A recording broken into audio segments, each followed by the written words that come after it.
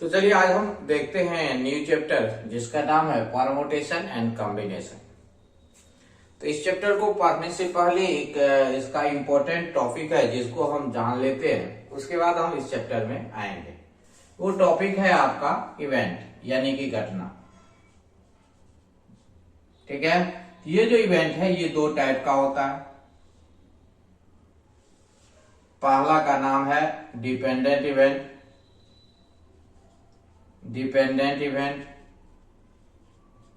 और दूसरा का नाम है इंडिपेंडेंट इवेंट।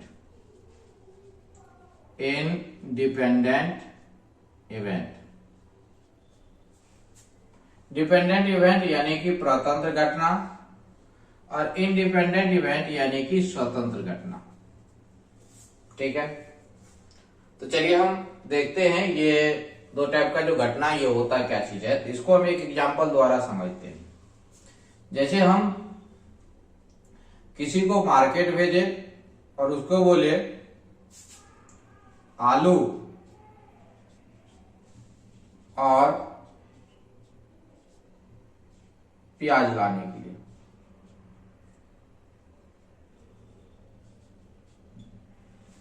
और दूसरा आदमी को हम ये इसी सेंटेंस को थोड़ा सा चेंज करके बोले, उसको बोल दिए आलू या प्याज लाने के लिए। ठीक है, तो इस सेंटेंस ये सेंटेंस जिसको हम बोले थे वो दोनों लेके आएगा, आलू भी लेके आएगा और प्याज भी लेके आएगा। लेकिन जिसको हम ये सेंटेंस बोले थे कि आलू या प्याज लेकर आना, वो कोई एक ही तो लेके आएगा, यानी कि ये दोनों लेके आएगा, ये बोथ लेके आएगा, लेकिन ये एनी वन ही लेके आएगा। ठीक है, यानी कि इस वर्ग को समाप्त होने के लिए दोनों लाना जरूरी है, इस वर्ग को समाप्त होने के लिए केवल एक ही का लाना जरूरी है। ठीक है, तो इसमें जो है डिपेंडेंट इवेंट हम इसी को कहते हैं जिसमें सभी को लाना जरूरी है, मतलब सभी स्टेप को कंप्लीट करना जरूरी है। जितना भी स्टेप करता है सभी स्टेप को कंप्लीट करना जरूरी है, तभी जाके वर्क अगर आपका खत्म होता है तो वो उसको क्या कहते हैं, डिपेंडेंट इवेंट कहते हैं। लेकिन किसी एक ही स्टेप से, ठीक है, अगर आपका वर्क कंप्लीट हो जाता है तो उसको हम क्या कहते हैं, इनडिपेंडेंट इवेंट कहते हैं।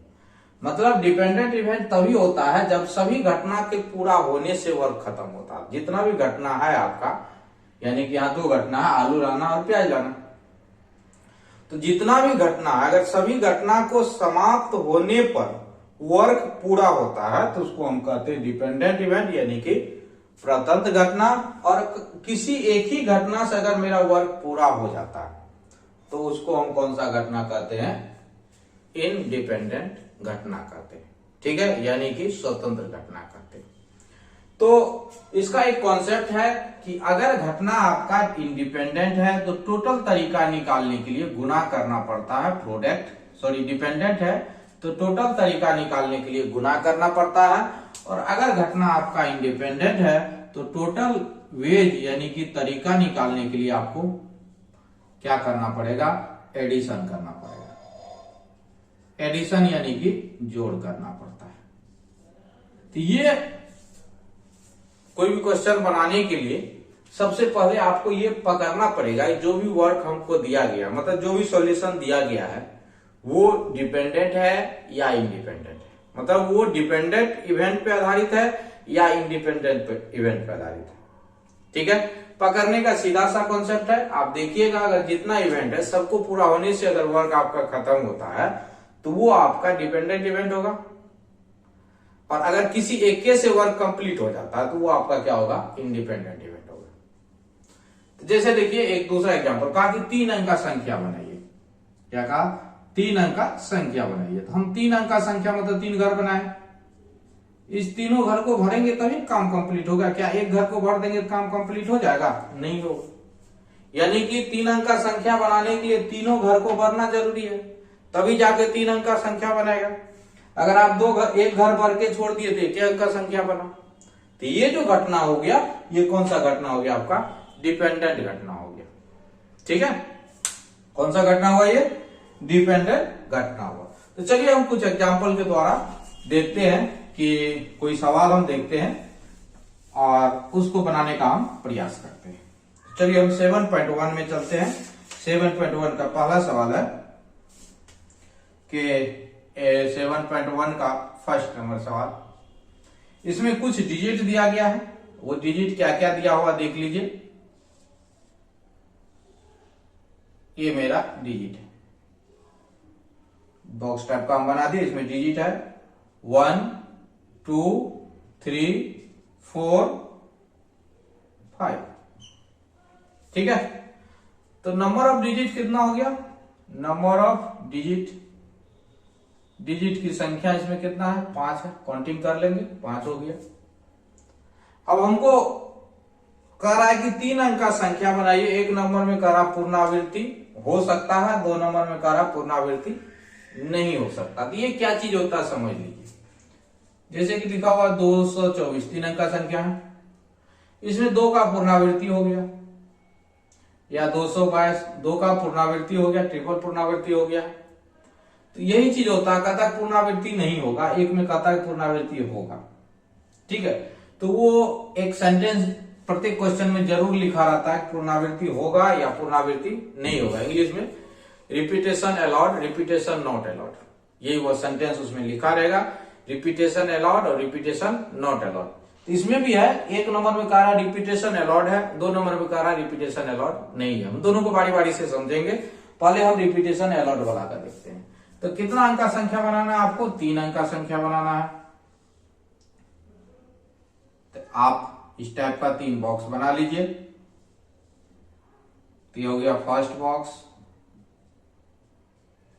ये सेकेंड, और ये आपका जैसे कि आप कोई पासवर्ड वासवर्ड आता है, फेसबुक अगर खो जाता है, पासवर्ड आता है लास्ट में 4 अंक आता है, इसी टाइप का बॉक्स बना रहता है, बॉक्स में आपको डालना पड़ता है तब जाके वो फेसबुक अकाउंट खोलता है। तो उसी तरह से हम 3 अंक का एक संख्या बना रहे हैं। तो पहला घर को भरने का कितना तरीका हो जाएगा, तो टोटल संख्या देखिए 1 2 3 4 5 है, तो टोटल तरीका इसका 5 हो जाएगा। दूसरा घर को भी भरने का 5 हो जाएगा, तीसरा घर को भी भरने का 5 हो जाएगा। अब कह रहा 3 अंक का संख्या बनाइए, तो तीनों घर को भरना जरूरी है, एक घर को भरने से काम खत्म नहीं होगा, तो तीनों घर को भरना क्या है, जरूरी है। इसका मतलब ये कौन घटना हो गया, डिपेंडेंट घटना। तो टोटल नंबर ऑफ वेज इसमें क्या हो जाएगा, टोटल नंबर ऑफ वेज, ये डिपेंडेंट है अर्थात इसमें गुना होता है डिपेंडेंट में, तो हम इसको गुना कर देंगे, यानी कि 125 हो जाएगा। कितना हो जाएगा इसका, 125। इसी में देखिए दूसरा नंबर में कह रहा है पुनरावृत्ति संभव नहीं है, 3 अंक का ही बनाना है, तो पुनरावृत्ति संभव नहीं है, मतलब रिपीटेशन जो है इसमें अलाउड नहीं है, रिपीट नहीं कर सकते, मतलब जो भर चुके हैं वो नहीं भर सकते। तो पहला वाला घर को भरने का तो 5 तरीका हो गया।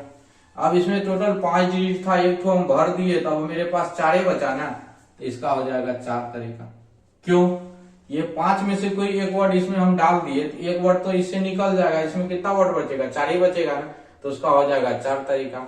और अंत वाला का कितना हो जाएगा, क्योंकि 2 वर्ड निकाल चुके हैं, इससे अगर हम 2 निकालेंगे, 5 है, 2 ठो निकल गया, तो टोटल कितना बचा, 3 ठो। ऐसा हम इसलिए कर रहे हैं कि रिपीट ना हो, मतलब जो हम इसमें भर चुके हैं उसको अगर हम निकाल लेते हैं, इस स्थिति में रिपीट नहीं होगा। रिपीट कब होगा, जब जो इसमें भरे हैं उसी को आप इसमें भर दीजिएगा। अब यहाँ हम क्या कर रहे हैं, इसमें जो भरे उस तत्व को ही हम हटा दिए उससे, तो हटा दिए तब तो दोबारा उसमें नहीं आएगा, हटा दिए मतलब एक कम कर दिए, एक तो इसमें भरे थे एक कम कर दिए, इसमें 5 तो भरने का तरीका था, एक तो कम हो गया, तो अगला में कितना हो गया, 4 तरीका। उससे आगे बढ़े तो उसमें कितना हो गया, 3 तरीका हो गया। अब जब टोटल नंबर ऑफ वेज निकालेंगे तो क्या हो जाएगा, टोटल नंबर ऑफ वेज कुल तरीका ये हो जाएगा 5 गुना 4 गुना 3, यानी कि 60 हो जाएगा। कितना हो जाएगा कुल तरीका, 60 हो जाएगा, ठीक है। तो इसी पर आधारित हम दूसरा क्वेश्चन भी देखते हैं। दूसरा क्वेश्चन में कह रहा है 1 2 3 4 5 6 से 3 अंक की सम संख्या कितनी बनाई जा सकती है यदि पुनरावृत्ति, अंकों की पुनरावृत्ति की जा सकती। पुनरावृत्ति होगा, लेकिन ये जो दूसरा क्वेश्चन जो है दूसरा नंबर 7.1 का दूसरा नंबर में चलते हैं। तो इसमें कह रहा है कि संख्या बनाना है, सिर्फ संख्या एक तो बढ़ा दिया, 6 भी यूज कर लिया है। और इसमें कहा कि 3 अंक का ही संख्या बनाना है, लेकिन सम संख्या बनाना है। तो सम संख्या का एक डिफिनेशन आप पढ़े होंगे, जिसमें 2 से भागा लगता है, उसको हम सम संख्या कहते हैं। एक और डिफिनेशन होता है जो है आपका, जिस संख्या के अंत में 0, 2, 4, 6, 8 रहता है, उसको हम सम संख्या कहते हैं। ठीक है, जिस संख्या के अंत में 0, 2, 4, 6, 8 रहता है, उसको हम क्या कहते हैं? सम संख्या कहते हैं। तो टोटल डिजिट इसमें कितना है? 6 है। सम संख्या होने के लिए ये अंत में रहना चाहिए। इसमें से कितना संख्या आपके इसमें है? एक तो 2 है, 4 है, 6 है, अर्थात अंत में मेरा भरने का तरीका 3 हो जाएगा, क्योंकि 3 ही संख्या है अंत में रहने वाला। एक तो 2, 4, 6, क्योंकि सम संख्या बनाना है तो अंत में ये रहना चाहिए। इसमें से आपको जो बनाने के लिए दिया गया है उसमें 3 ही तो है, 2 है, 4 है और क्या है? 6 है। तो इसका 3 तरीका हो गया, और इधर का आपका 6 और 6। तो टोटल तरीका क्या हो गया? 6 गुना 6 गुना 3, यानी कि 6 का 36, 36 तिया 18, 3 तिया 9, 1 10। ये आपका टोटल तरीका हो गया। क्योंकि इसमें क्या कर रहा था? सम संख्या बनाने के लिए अगर यही सिर्फ कर देता संख्या, तब 6 गुना 6 गुना 6 हो जाता। लेकिन सम संख्या कर दिया, तो सम संख्या का डिफिनेशन होता है कि अंत में 0, 2, 4, 6, 8 रहना चाहिए, तभी हम उसको सम संख्या कहते हैं, अन्यथा वो सम संख्या नहीं कहलाता है। ठीक है, तो अब हम इसके बाद एक दूसरा टॉपिक देखते हैं, जिसका नाम है फैक्टोरियल। इसी आधार पे आप चैप्टर को बना सकते हैं। और अब हम इसके बाद दूसरा टॉपिक लेके चलते हैं, जिसका नाम है factorial.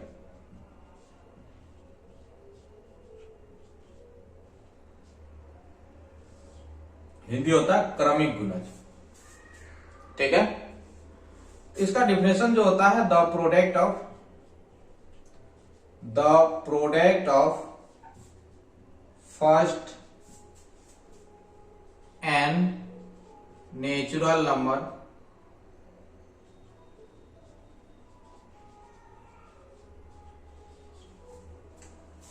is called factorial।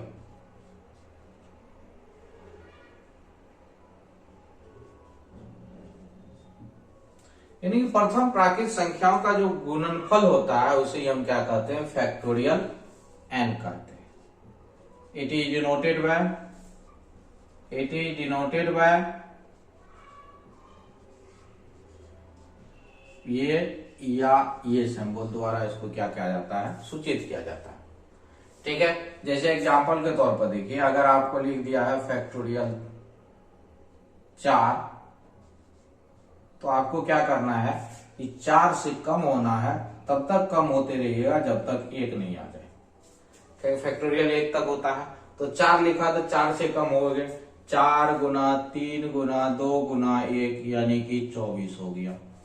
Factorial 5 लिख दिया, तो इस स्थिति में क्या करेंगे? हम 5 से 1 तक गुना करेंगे, 5 गुना 4 गुना 3 गुना 2 गुना 1, यानी कि क्या हो गया? ये 120 हो गया। फैक्टोरियल 6 लिख दिया, ये क्या हो जाएगा? 6 गुना 5 गुना 4 गुना 3 गुना 2 गुना 1, यानी कि कितना हो जाएगा? ये 720 हो जाएगा। अर्थात किसी भी संख्या में अगर फैक्टोरियल लगा दिया जाता है, तो इसका मतलब हो गया वहां से आप डिक्रीज होइए, और जब तक 1 नहीं आता है तब तक गुना करते रहिए। जैसे 4 है, 4 से कम होना हम शुरू करेंगे, और जब 1 आ जाएगा तब हम गुना करना बंद कर देंगे। 4 3 2 1, या क्या होगा? 6 4 3 2 1, 6 से 1 तक गुना। ठीक है, अब देखिए, जैसे दे दिया यहाँ पे factorial 10 bye factorial 3 into factorial 8 का इसका वैल्यूशन ज्ञात कीजिए। तो सिंपल सा आप इसको 10 से 1 तक गुना कर दीजिए। 8 7 6 5 4 3 2 1, गुना के रूप में, फिर 3 का 3 2 1, फिर इसका 8 7 6 5 4 3 2 1 घटा दीजिए। अरे एक बार ध्यान रखिए, कोई बीच में छूटना नहीं चाहिए, सीरियली लिखना है आपको। जैसे कि 10 से 1 तक सीरियली, ऐसा नहीं बीच में कुछ छोड़ दिए। इसको हम कटा देंगे यहाँ से 3, ये हो गया 5, यानी कि 5 तिया 15 आपका आंसर हो गया। ठीक है, कोई दिक्कत नहीं है यहां तक। तो चलिए हम इसी टॉपिक को थोड़ा सा और आगे बढ़ाते हैं और देखते हैं। अगर फैक्टोरियल बढ़ा दे दिया जाता है तो उस स्थिति में हम इसको कैसे तोड़ते हैं वो देखिए।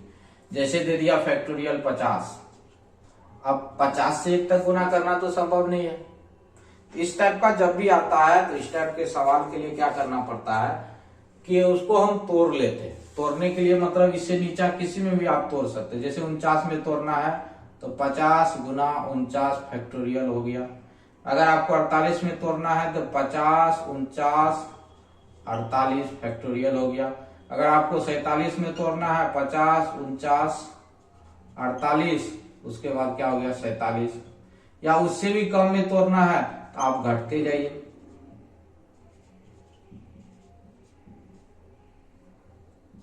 यानी कि जिसमें भी इसको तोड़ना है आप घटते घटते वहां तक जाइए और वहां फैक्टोरियल लगा दीजिए, उसके बाद मत लिखिए। वो फैक्टोरियल उससे कम में टूट जाता है उसी प्रकार से।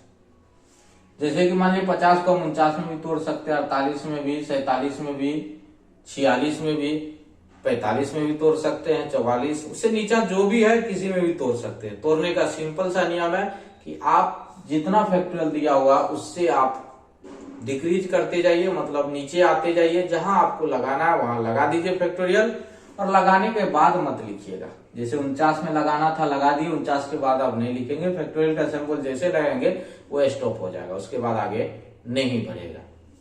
जैसे यहाँ 48 में लगाए तो 48 के बाद नहीं लिखे, यहाँ किस में 47 में लगाए तो उसके बाद नहीं लिखे, यहाँ किस में 46 में लगाए उसके बाद नहीं लिखे। हाँ, उससे आगे जो भी संख्या है वो आप लिख लीजिएगा। टोटल लिखना है जहां से आप स्टार्ट कर रहे हैं वहां से।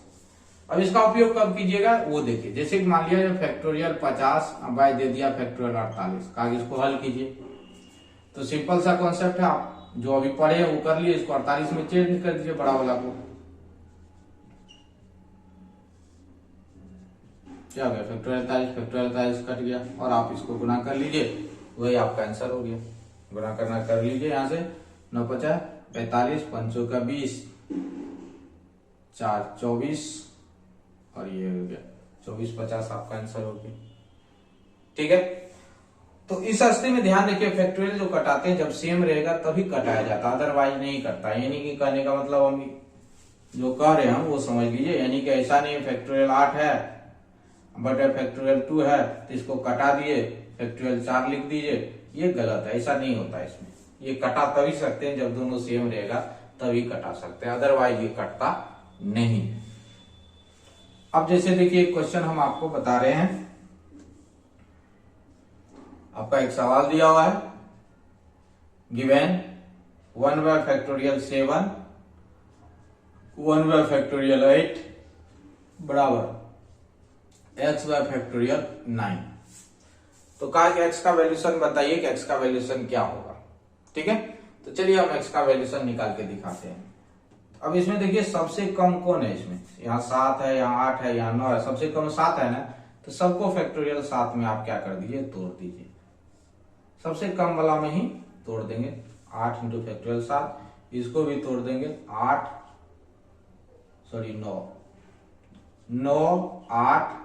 Into factorial 7। तो यहां से 1 बाय फैक्टोरियल 7 क्या आ जाएगा कॉमन, यहाँ हुआ 1 प्लस 1 बाय 8, यहां भी 1 बाय फैक्टोरियल 7 अलग कर देते हैं, गुना x बटे 9 इंटू 8। ये और ये क्या हो गया, कट गया।